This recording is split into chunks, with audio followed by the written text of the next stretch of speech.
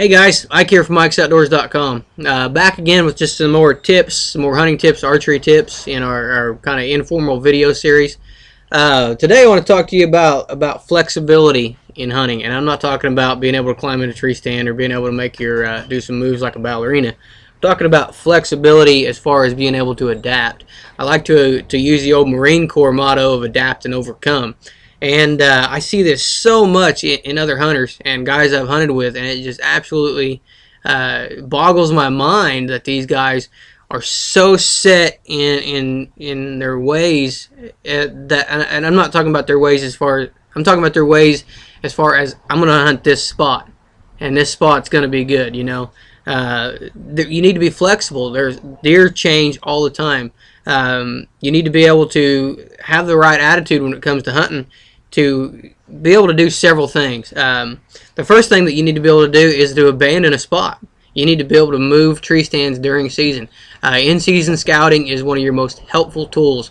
If you've got a tree stand that's over here and there's big beat down trails in front of it, and there's food there, there's water there, there's bedding areas there, but you ain't seeing no deer, guess what? There ain't no deer in there. So move your tree stand somewhere else. Move it to where the deer are. Find the food source, move with the food source. You know, around here we have all the acorns and a lot of acorn trees, a lot of oak trees and stuff like that.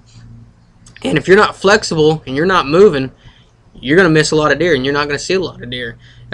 We have tree stands that down in Oklahoma at T-Mac's place that we've had set up for years and years and years, and we've killed deer out of them. But every now and then we got to move those tree stands a couple hundred yards. And a lot of times during season, we'll actually leave that tree stand there, and we'll take our climbers in and we'll hunt 50 yards, 60 yards, 100 yards, you know, one direction from that stand that's there all the time. We have to have that flexibility to move with our food source. And a lot of guys they won't do that. They go to the same tree stand over and over and over and over again. And I tell you what now, if the deer aren't there, there's no reason for you to be there either. So you got to remain flexible in your stand sites and be able to use those as well. Another thing, and I know this scares a lot of people, and I never have understood why, you got to be flexible with your attitude toward hunting on the ground. And I'm not just talking about hunting out of a ground blind. I'm talking about hunting on the ground. There's a lot of times when I'm going in where I'll actually just go in and set up on the ground and sit for an hour, and then I'll move 50 yards and sit for another hour and move 50 yards and sit for another hour. And when I'm doing this, I'm stalking in between locations, you know, and moving around and cover. And this gives me the ability to cover a lot of area. It gives me the ability to see deer that I wouldn't normally see if I just go out and sit in one spot. And it also makes hunting fun. You know, you're not just sitting in a tree stand for 4 or 5 hours. Sometimes it's boring.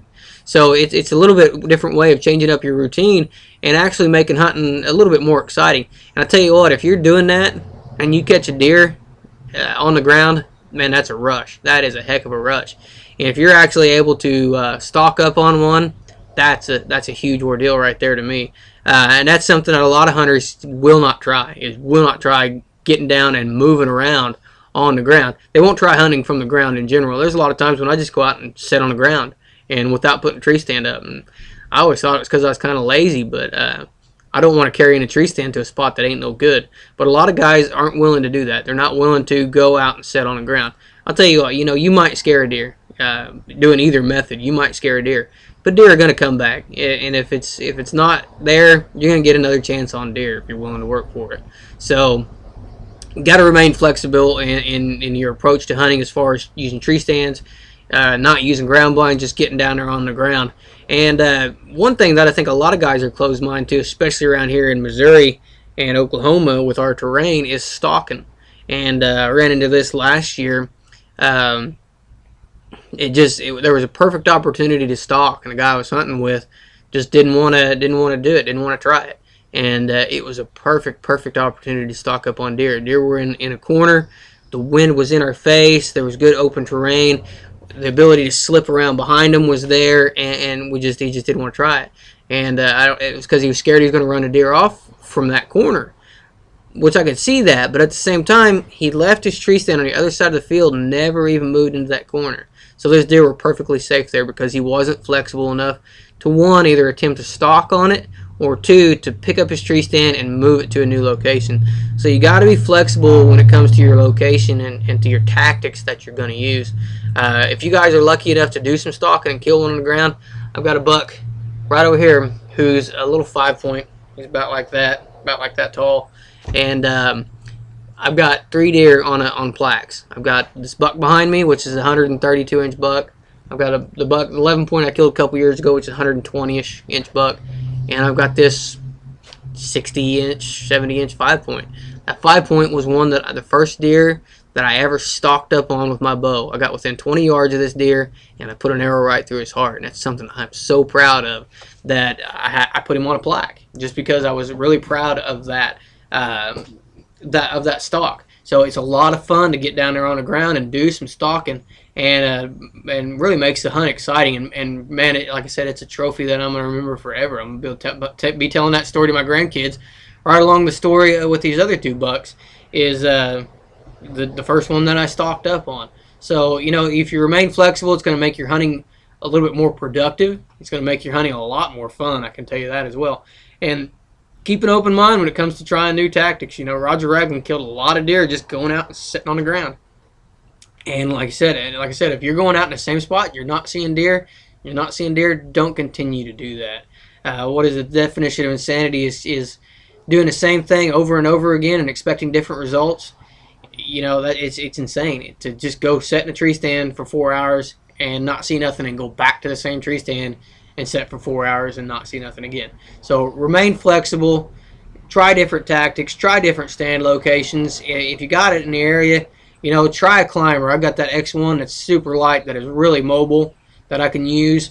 If you don't have areas for a climber, I've got that tree stand. It's called Guido's Web. It's a sling style tree stand, and I can put that thing into any tree that I want to, pretty much. I mean, there may be some exceptions to it, but I can put that thing into almost any tree. So get your gear, match your gear to the way you're hunting, the style that you're hunting. Remain flexible. Get out there and move around. Try different spots. Try different tactics. And I really think it's going to help you in the long run become a more successful hunter. So this is just another tip from us over here at IkesOutdoors.com. Really hope this helps you out, and hopefully it'll help you kill a few more deer and make your hunting a lot more fun. I tell you right now, if you're stock up on a deer, even if you don't successfully harvest that deer, just the adrenaline rush of stalking that deer and getting up close to it, it's worth the effort.